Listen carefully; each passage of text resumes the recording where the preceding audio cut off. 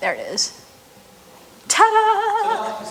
Technology is supposed to make our lives better, does not always do it, but hey, at least we have it, right?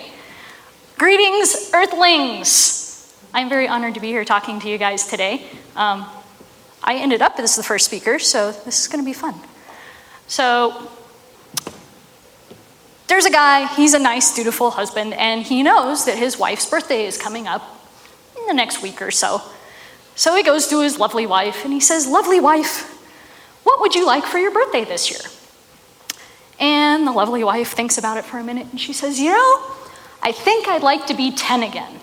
And he's like, "Whoa, that's a pretty cool thing that you want for your birthday this year." So he thinks about it, and he plans, and he does all these things, and he gets it all ready.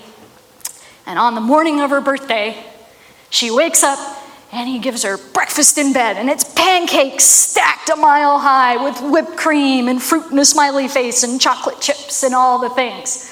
And they eat the breakfast, and then he whisks her off, and they go to the carnival. And they ride the rides, and they eat the cotton candy, and they win the prizes, and they do the things. And then, oh, well, what are we going to do for the afternoon? Horseback riding. And they go and they pet the horses, and they see the animals, and they have a snack. And then, well, fancy dinner is out of the question. Double feature at the movie theater with all the candy and all the goodies and everything else. So at the end of the evening, they go home, and they're getting ready for bed, and he's kind of tucking her in. He's like, "So, honey, how was your birthday? What was it like to be 10 again?" And she goes, "It's great." And he's like, "Well, that was not the answer I was expecting. I did all this planning, and I did all the things, and you told me what you wanted. Where did I screw up?" And she says, "No, honey, from that aspect, that's great. But what I told you was I wanted to be a size 10 again." So what this has to do with my talk today is we spend a lot of time thinking we're listening to our customers, or our clients, right, think they listen to their customers, but they're not really, right? So often, context matters. In fact, context is everything, right? So on a scale of 1 to 10, how bad's a paper cut? It depends, right? It depends. If you're the Black Knight, he doesn't even know he got a paper cut, right? It's merely a flesh wound. But if you're Niles and you can't stand the sight of blood, it's 12 on a scale of 1 to 10, right? So he passes out. If you're trying to sell Band-Aids to either of these guys, that's not going to work because there's not context. You could have all the demographics, you could have all the other stuff, but without the context, it kind of doesn't matter. So let's talk about two princes for a second. By the way, these are actual, real-life princes that you could potentially, probably not, meet today. Both born in 1948, both raised in the UK. They both went to university. They got dogs at the same time, they got married, they got divorced, they got married. They live in castles, and they are wealthy and famous. So on paper, according to the demographics, according to the analytics, these two princes are identical. And your clients may say, "But look, I have all this data that says, here's the demographics for all of our people. This is what you need to do to make my stuff work." But who really are these princes? When you get to know them, our first prince is Charles, Prince of Wales. And our second prince is Ozzy, Prince of Darkness. This is real stuff, people. I am not making this stuff up, okay? Obviously, they have wildly different buying habits and wildly different needs and, well, wildly different communication styles. So it's important that we really dive down and understand who these people are and what it is they're actually doing with their lives, as opposed to just what did they do in the internet? What did they do in that transaction? Because when we're looking at analytics, when we're looking at data typically, it's just telling you what people did. It doesn't tell you why they did it. And that's the part that's important because that's what gives us our context. So this is where qualitative research comes in. And it's a big fancy word and it sounds really cool, but really? It's talking to people. I mean, in my little short thingy that's in the thing that says, what are you going to talk about today? Until the bots replace us all and Skynet takes over and we're all trapped in the matrix, business is still done with people. There's still a person at the other end of stuff. Whether the transaction is a small one or a great one, there's still a person on that other end doing things, right? So qualitative research is short and long form, in-depth customer interviews. It truly, having a conversation with people. When I do this with my clients, it's like what we just did at the table, having a coffee conversation, just finding out like, hey, well, how did you go about doing this? How did you even start trying to figure this out, that you needed this thing or this service or whatever? It's shadowing and observation. Sometimes you can learn a ton without talking to people, but just watching how frustrated they get using that website or that service or that thing. You're like, oh dear God, right? And then from there, it's actually taking this information and developing journey maps which cite the challenges, wins, and opportunities, okay? These are not funnels. We're not talking about funnels. We are talking about how people actually go about their lives and where are those opportunities we didn't think of that they're more ready for advertising or for information or things because they were trying to find stuff early on and it wasn't there. Now we're not having to fight with everyone else on keywords. We're not having to fight with everyone else in that particular zone because, hey, we're ahead of the game, right? We understand more about what's actually going on here. So how important is this really, right? Well, it's really, really important. So think for a minute. Let's say that you were raised in a small town in France, like Nice. Nice sounds nice. Let's go to Nice. So you were raised in Nice, and around 7 years old, your family picks you up and they move you over here to the States. And so while you are fluent in French and you have this Nice-specific accent, no one can tell, right? Because you've come here, you've acclimated, and to the average person, you're just an American. And you're at Starbucks one day, standing in line, and the person in front of you is ordering their whatever it is. I don't go to Starbucks, sorry. And you hear that accent from Nice as they are talking. And so they go to pick up their thing, and you're like, hey, are you from Nice? And they're like, why, yes, I am. And they're like, oh my God, I grew up in Nice. And all of a sudden you're like, right? And you've got this whole thing, and you sit down maybe for a minute or two and like talk about cool stuff and how things have changed and all this. Your best buds, change cards and all that.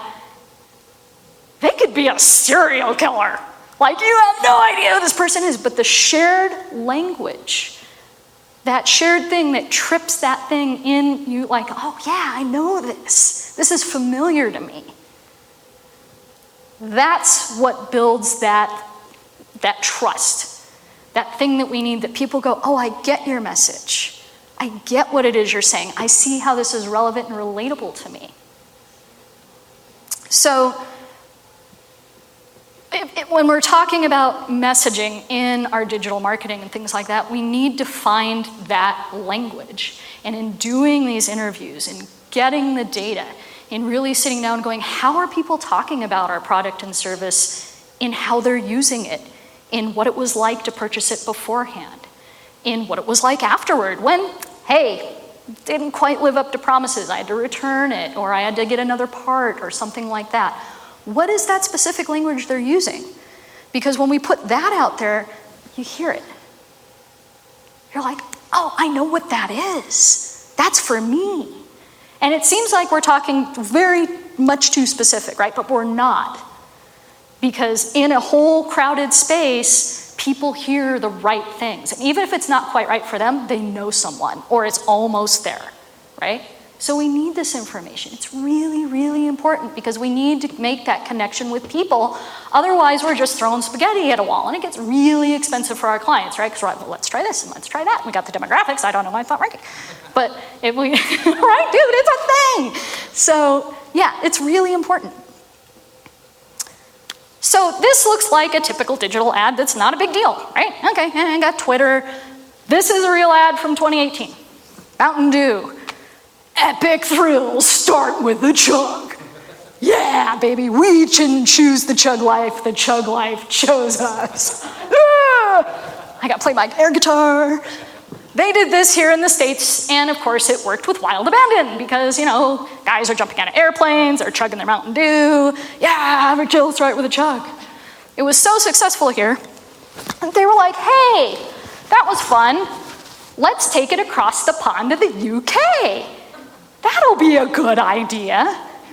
We've already done all of our research. No problem. So they released this in the UK, and within 2 days, they had to pull the entire campaign. Why?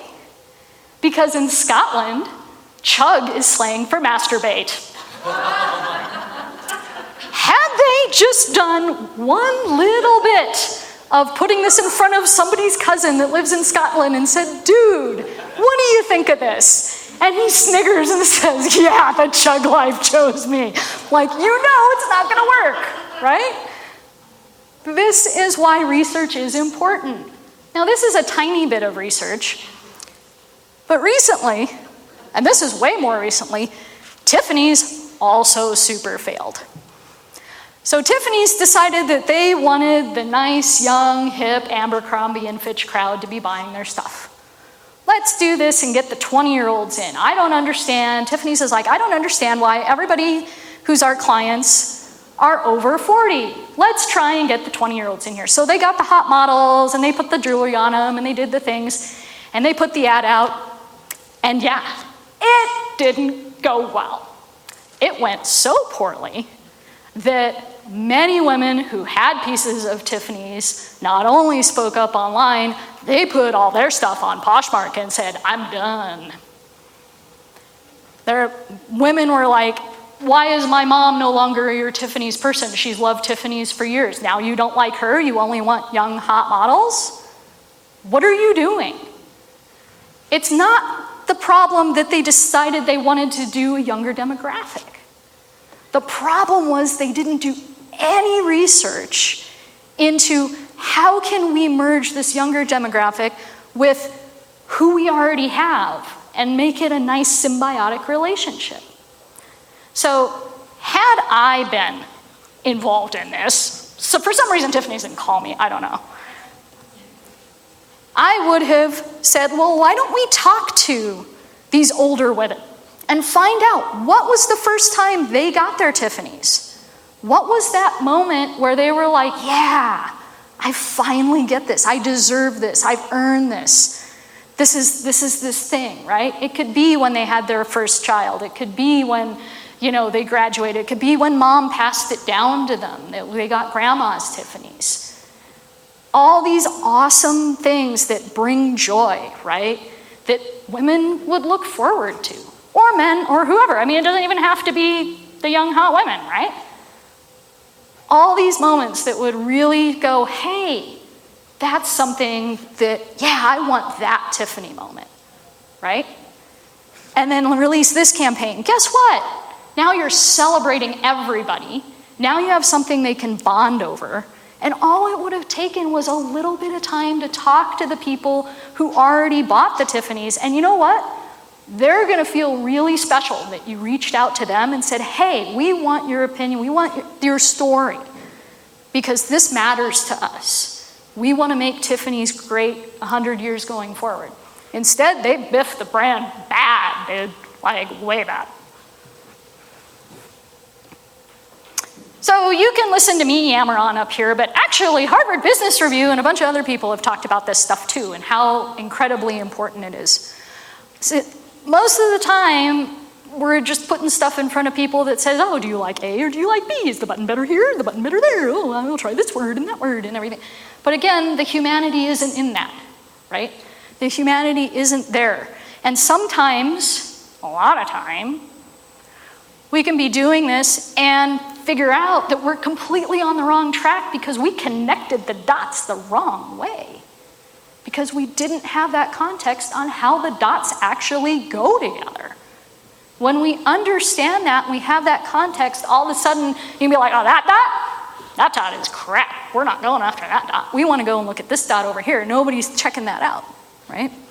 Correlation does not mean causation. Science. So let's talk about a success story here. There, in the Harvard Business Review article that I just showed you, I'm going to tell you a story from there. You can still go read it, but people don't read anymore.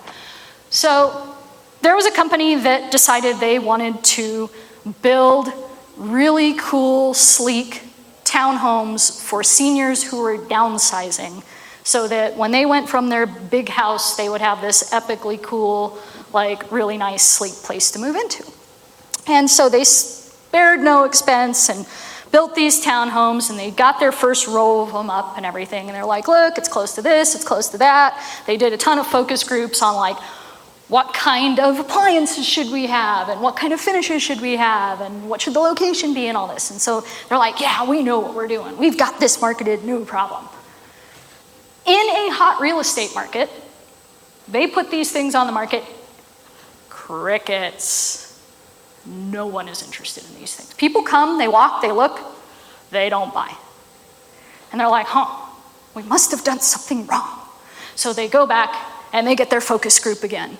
And they say, we're just going to interview seniors, bias, who are downsizing.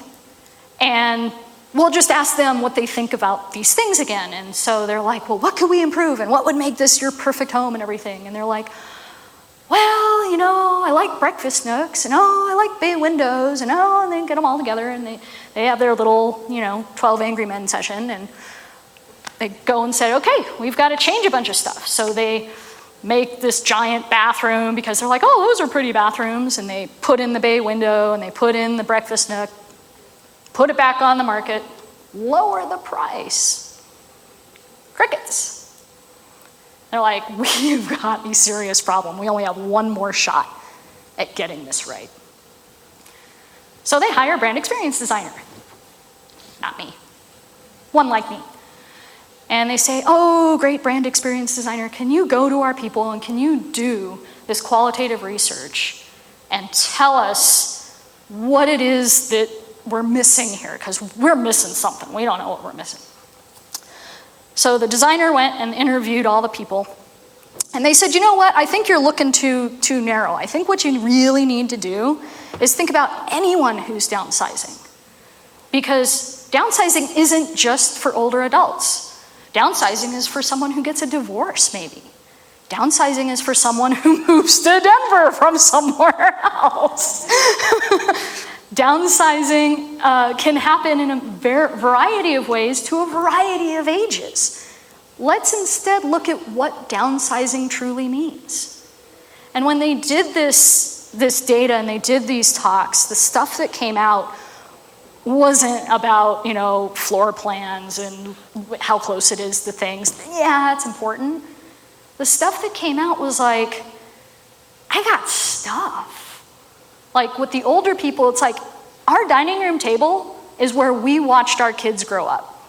And our kids aren't old enough yet to have a place big enough to put the dining room table and hand it down to, but we're not ready to give that up yet. We still want to entertain. I can't put it in there. There's a breakfast nook away, right? And then, they're like, and we have all this stuff, now we got to figure out a storage unit. And if we don't want a storage unit, how do we figure out what we keep and what we don't keep? And in the divorce, it's the same thing. I just got divorced. I don't want to think about all this stuff. I just want to move in and start over. If you're moving to a new city and you're like, I want my stuff, but I don't know how I fit in with this yet, right? All of these things. And then how am I going to have time to sort it? It's all exhausting. The whole concept of downsizing is exhausting. Moving is awful as it is, but downsizing? Right? So the designer came back and said, let's talk about the outcome we actually want to create here for these people. Let's not talk about the marketing. Let's not talk about anything. What's the outcome we need here? We need them to feel like doing this is easy. Doing this has been thought of by us, and we understand and we feel their pain, right? We feel it. And we need to talk about that. In this case, guess what, guys? Your product is kind of boned. So you're going to have to spend a little more money and fix your townhomes. And guess what? You're going to have to undo a couple of those things you focus grouped and decided to put in. because it ain't working. We can't market it. It's not solving those pain points.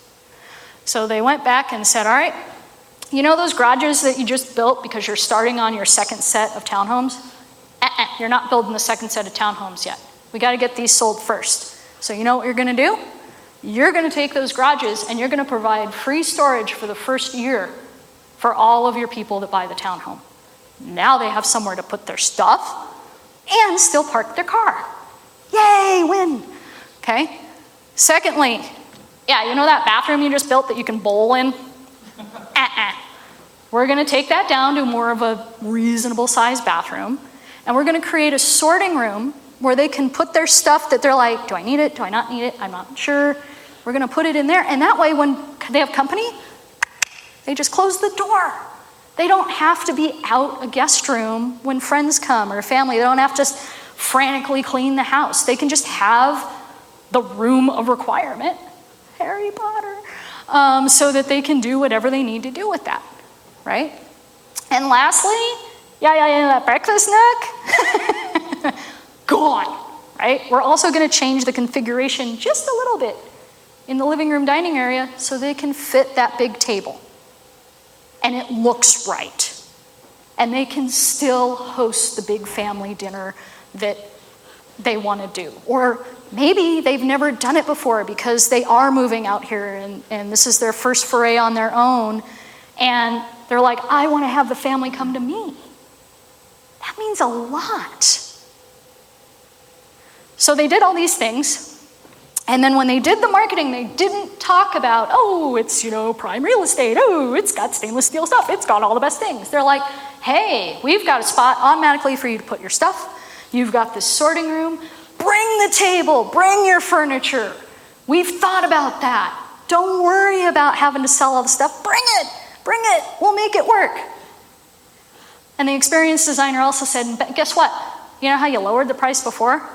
We're adding 50%. And they were like, oh my God. I'm like, look, we got to make up some costs here, first of all. And secondly, they'll love it. Put it on the market, first 2 weeks, sold out, waiting list for the next 2 builds. Not 1, 2 sets of builds. People were throwing money at them. Stood. The marketing talked to what people needed to hear and feel and understand. The focus groups didn't get there. The biases didn't get there. The CEOs couldn't get there. Everybody was so on their thing. It's got to be done like this because that's how everybody else is doing it. And it damn near bankrupted them. But once they stopped for a second and backed up and said, who are we really trying to help here? How does this fit into what it is they're trying to accomplish? What outcome are they trying to get? Magic.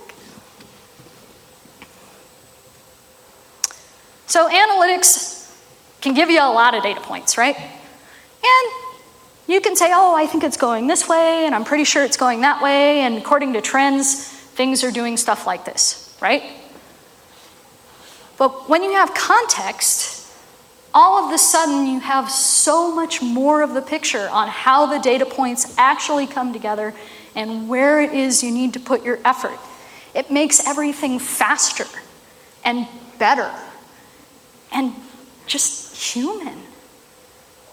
We've lost so much humanity in all the digital. This is the opportunity for us to bring it back. So, how do you actually incorporate this stuff into your work? Well, you can hire me. I'm here based in Denver, but I can work anywhere because virtually this stuff works great. You can also just stop to take the time to say, you know what, we need to know more before we do this stuff.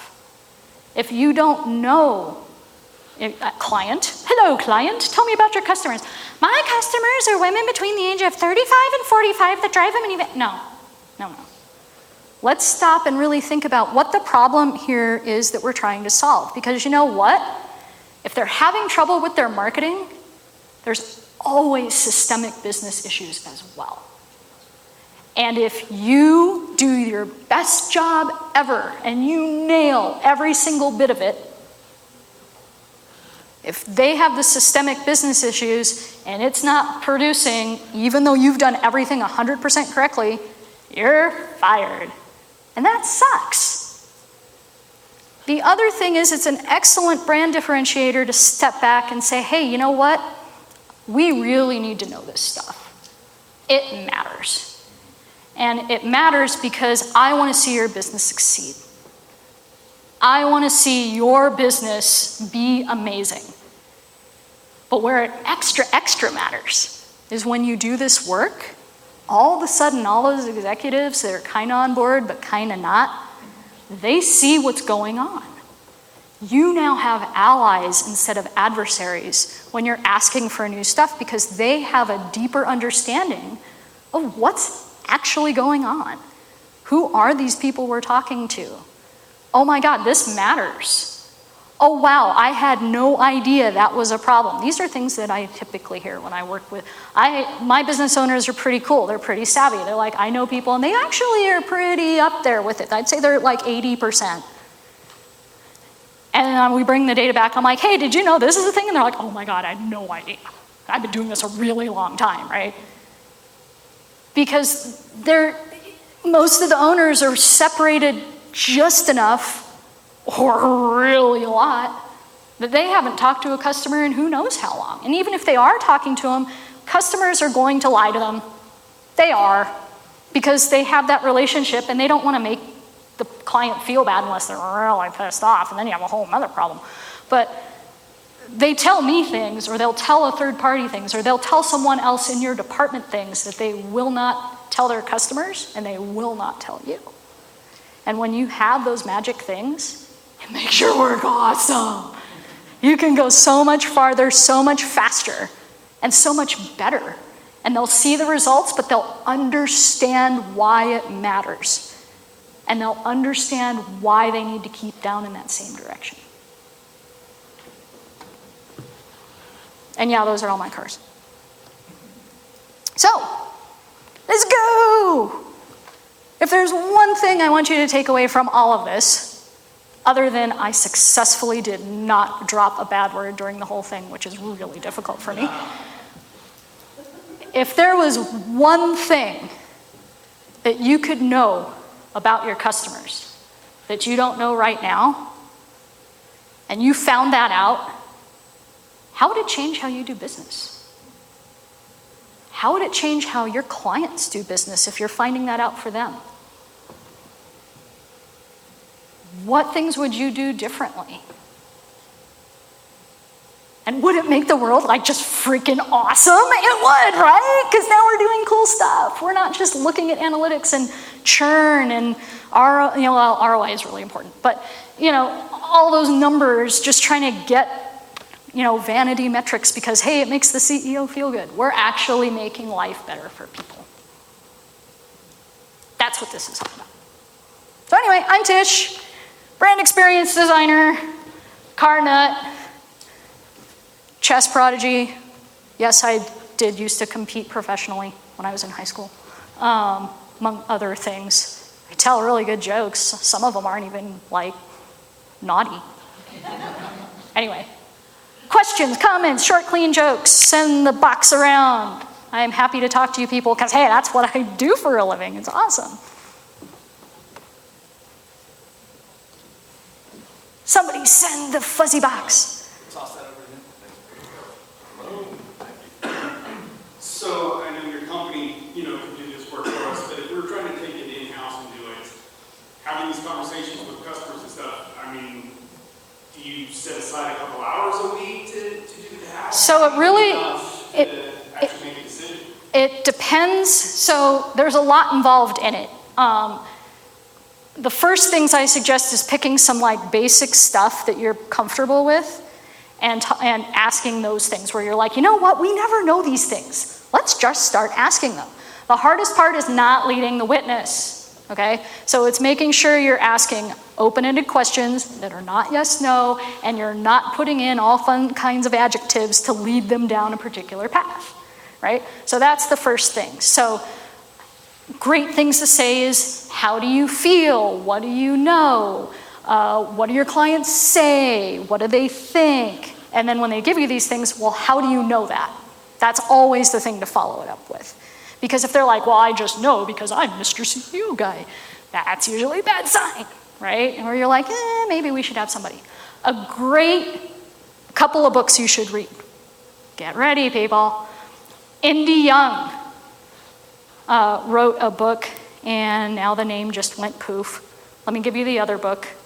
Erica Hall wrote a book called Just Enough Research. Start there. It is a phenomenal book. It will give you all kinds of goodies. Now I got the name of the other one in my head, because I just had to stop thinking about it. Indy Young, I-N-D-I, young as in not old. Practical Empathy is the name of her book. Okay? Now let me talk about empathy for just a second while I've got you guys, because I didn't talk about it in my thing. Usually I do. Empathy is crap if there's no action. You can have all the empathy in the world, but if you don't do anything about it, the polar bears, okay. Yay! Empathy with action makes compassion. So we want to be compassionate in our work. We want to figure out how we can actually do something about it. So when you're reading Practical Empathy, think about it from that aspect of it's about listening. It's how to be a better listener. The book should be called How to Shut Your Pie Hole, because we really all need to do that way more often, right? And it's funny because when you shut your pie hole, when you're in these interviews and you stop, and you're like, I'm not going to say something next, and they go yak, yak, yak, yak, yak, yak, yak, yak, and you just give them the second or two. They get uncomfortable, and they give you the magic golden nugget of stuff that you need every time, because people are uncomfortable in silences. So if you wait just long enough, that's where you'll get the goodies. So read those two books. There's a lot of practice. So like I'd have your people practice on each other first before you practice on a client. And those two books will give you a lot to start with that'll get you going on how can we do it ourselves. I do recommend hiring out though, because again, people will talk to somebody they don't know and spill their guts much more comfortably than someone they do know. And so especially if like you're the business wanting the stuff, they're not going to tell one of your employees because they're like, it's going to get back to the boss. They'll tell me all day long. But with your clients, it's also nice because do you truly have time to add this into everything else you're doing? Think about that. That's a cost too. And you've got to retrain your people and stuff. I'm not saying don't do it. I think it should be in-house because then everybody's working together. But it's kind of hard to get it up and running. I can help you get it up and running if that's something you want to do. So, yeah. Other questions? That was a really long answer.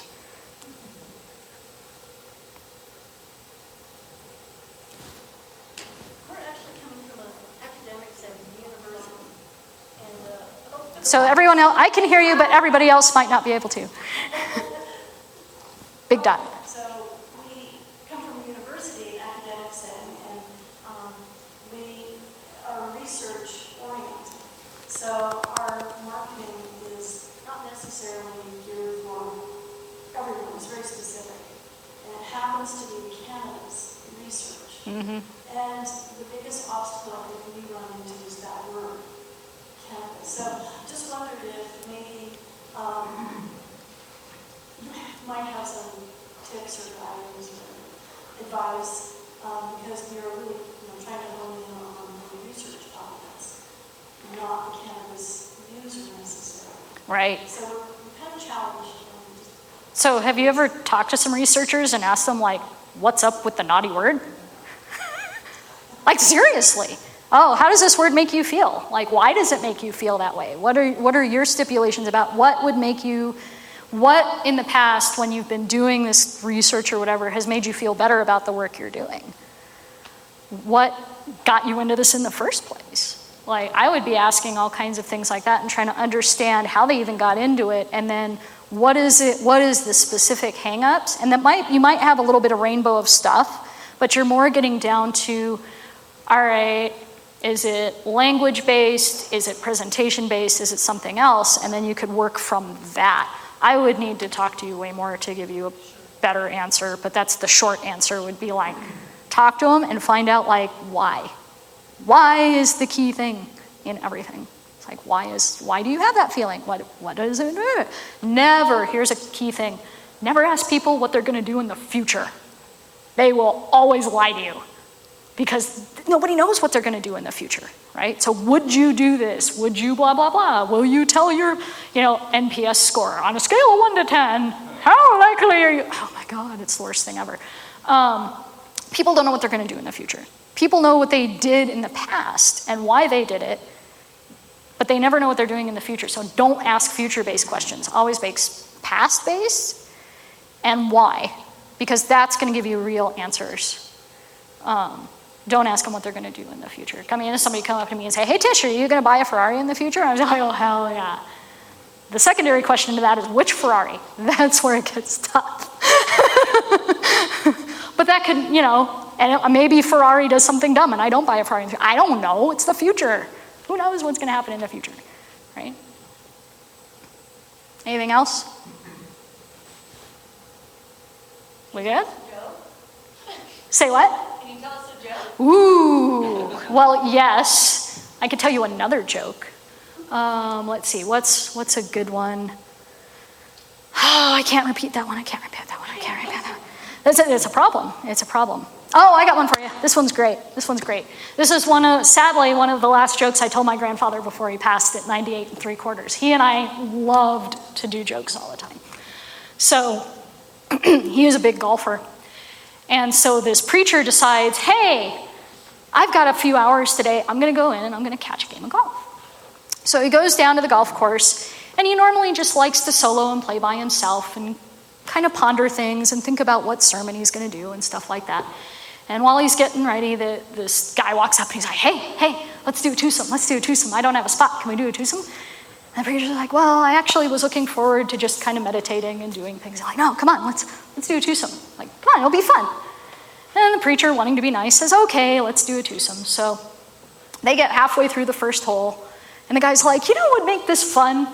Let's do some betting. $5 a hole for whoever does better. And the preacher's like, oh, no, really, I'm not feeling like the betting. No, come on, it'll be fun. And so the preacher, not wanting to be rude, agrees. And they play the whole course, and this guy just cleans his clock. I think the preacher gets like 2 out of the 18 holes, right? So they get done, and they're going back to the clubhouse, and the preacher's paying the guy out. He's like, oh, well, I feel bad. I have to tell you, I'm actually the pro from next door, and I come over here and I do this, and I like to, maybe you want to take lessons from me, and this and that, and so on. And the preacher's like, oh, no, that's okay. And the guy says, well, what do you do? He says, oh, I'm the pastor for this church. And everything. The guy's like, oh my God, Father, I am so sorry, and I didn't know, and you weren't in your garb, and so can I give you the money back? And the father's like, no. That's okay, son. I agreed out of my own volition. Apparently this is what God wanted for me today. He says, but you know what you could do for me? The guy says, sure, anything. He goes, I'd love to see you in my congregation next Sunday. And by the way, bring your parents. I'll marry them on the spot. Because he's a bastard.